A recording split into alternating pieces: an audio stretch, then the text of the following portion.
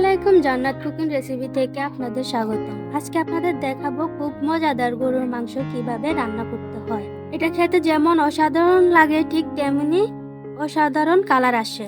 আশা করছি পুরো ভিডিওটি আপনাদের কাছে ভালো লাগবে। আমি এখানে 1 কেজি পরিমাণ গরুর মাংস কেটে ধুয়ে নিয়েছি। মাংসের সঙ্গে কিছুটা চর্বি নিয়েছি। আরও মাংস সাইজটা মাঝারি সাইজ করে নিয়েছি। আমি একটা প্যানে মাংসগুলো ঢেলে দিব।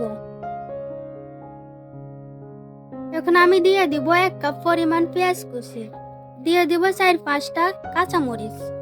আমি যে মশলাগুলো ব্যবহার করব সব বাটা মশলা ব্যবহার করব। এখন দিয়ে দিব 3-4টা তেজপাতা, দিয়ে দিব 4 টুকরা দারচিনি, দিয়ে দিব 4টা এলাচ।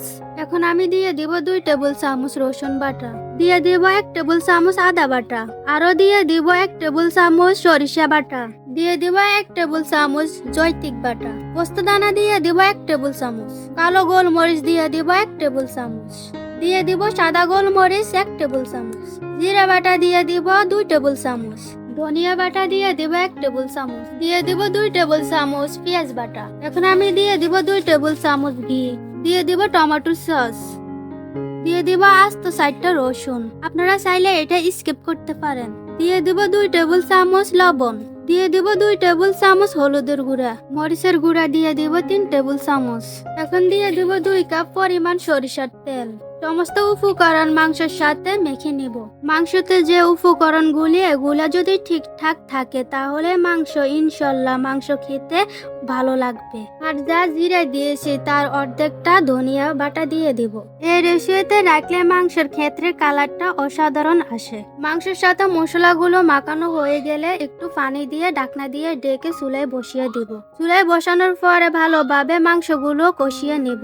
যত ভালোভাবে মাংসগুলো কষিয়ে নেবেন তত খেতে ভালো লাগবে। তো এখন আমি 15-20 মিনিট পরে মাংসগুলো লেড়ে ছেড়ে ঢাকনা দিয়ে ঢেকে দিব। মাঝে মাঝে ঢাকনা উঠিয়ে লেড়ে ছেড়ে দিব।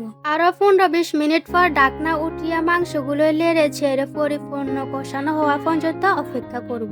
মাংস কষানো হয়ে গেলে পরিমাণ মতো পানি অ্যাড করে দিব যাতে ভালোভাবে জুস হয়। এখন আমি মাংসগুলো লেড়ে ছেড়ে ঢাকনা দিয়ে ঢেকে 1 ঘন্টার মতো রান্না করে নিব। 1 ঘন্টা পরে ঢাকনা উঠিয়ে মাংসগুলো লেড়ে ছেড়ে দিব।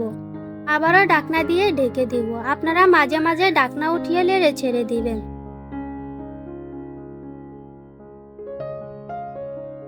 আরো 30 মিনিট পর ঢাকনা উঠিয়ে মাংসগুলো লেড়ে ছেড়ে দিব।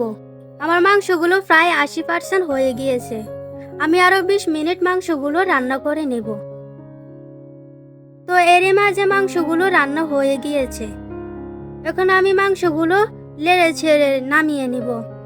তো প্রিয় ভিউয়ার্স, আপনাদের কাছে ভিডিওটি ভালো লাগলে ভিডিওতে লাইক করে কমেন্ট করে আপনাদের মতামত জানাবেন। আর যারা চ্যানেলটিকে সাবস্ক্রাইব করেন নাই তারা চ্যানেলটিকে সাবস্ক্রাইব করে আমাদের পাশে থাকবেন।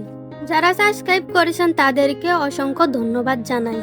তো দেখতে পাচ্ছেন আজকের রেসিপিটি যেমন দেখতে সুন্দর হয়েছে তেমনি খেতে সুস্বাদু লেগেছে। আপনারা চাইলে রেসিপিটি বানিয়ে খেতে পারেন। তো আজকে ভিডিও এই পর্যন্ত। সবাই ভালো থাকবেন, সুস্থ থাকবেন। আল্লাহ হাফেজ।